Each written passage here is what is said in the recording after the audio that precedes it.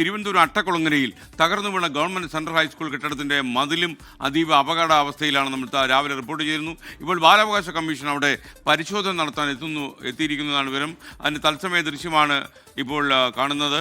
ബാലാവകാശ commission chairman അവിടെ എത്തിയിട്ടുണ്ട്. ഷെവീദ് റാവുത്തർ തിരുവനന്തപുരത്ത് നിന്ന് ചേരുന്നു. ഷെവീദ്, വിശദാംശങ്ങൾ.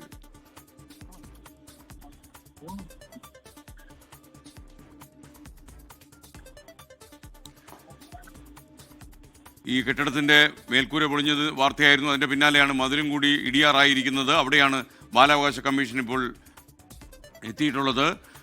ഷെവീദ് റാവുത്തർ, കേൾക്കാൻ കഴിയുന്നുണ്ടോ? ഷെവീദ്, പറയൂ.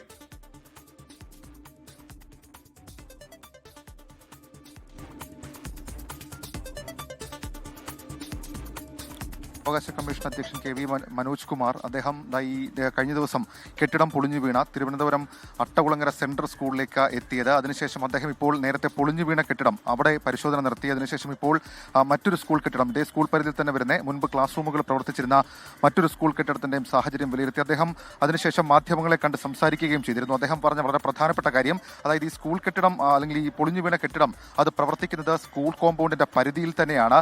അത് ഈ ബലപരിശോധന കൃത്യമായി നടത്തണമായിരുന്നു.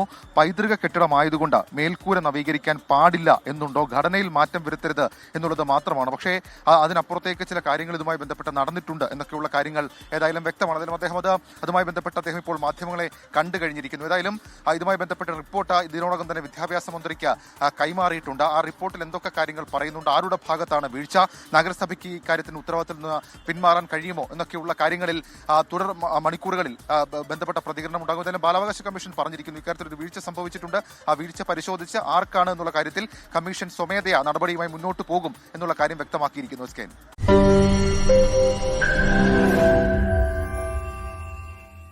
ലോകത്തെവിടെയായാലും ഏത് സമയത്തും 24 വാർത്തകളും ഓഗ്മെന്റഡ് റിയാലിറ്റി പാക്കേജുകളും എക്സ്പ്ലെയിനറുകളും വിശദമായി കാണാൻ ഞങ്ങളുടെ യൂട്യൂബ് ചാനൽ നിങ്ങൾക്ക് സബ്സ്ക്രൈബ് ചെയ്യാം.